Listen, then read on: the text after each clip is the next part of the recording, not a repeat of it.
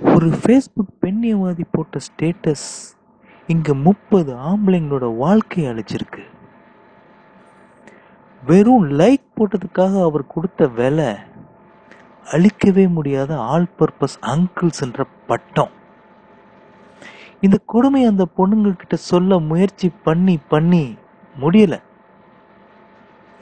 3 வேளை ஸ்டேட்டஸ் போட தெரிஞ்ச அந்த பொண்ணுங்களுக்கு அதுல லைக் போடுற அங்கிள்ஸ் வெளியே வாங்குற கலா என்னைக்காவது புரிஞ்சிருக்கா?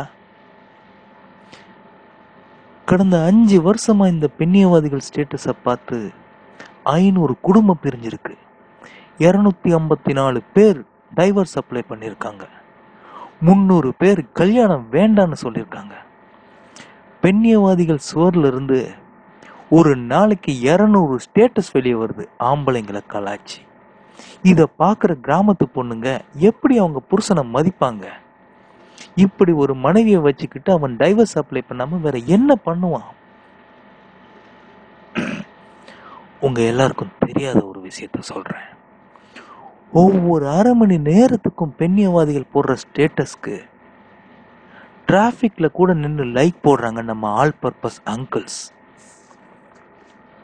இது கடந்த 4 வருஷமா நடந்துகிட்டு இருக்கு.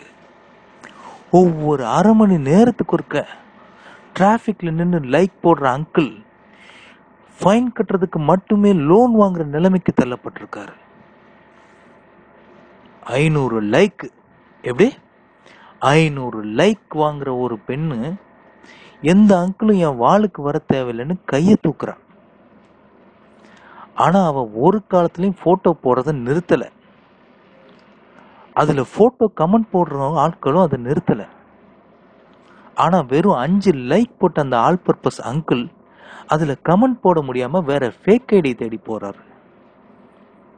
பெண்ணியவாதிகளை போட்டோவே போட வேணாம்னு நாங்க சொல்ல வரல.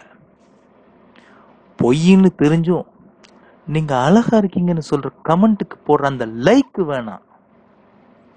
உங்களை கலாச்சி போடுற கமெண்ட்டுக்கு நீங்க போடுற அந்த ஸ்மைலி வேணாம்.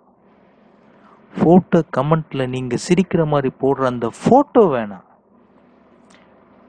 பெண்ணியவாதிகள் போடுற செல்ஃபி போட்டோவை பார்த்து ஒரு குழந்தை பயப்படுதுன்னா அந்த போட்டோவை எந்த ஆம்பளையாவது ஏறெடுத்து பார்க்க முடியுமா?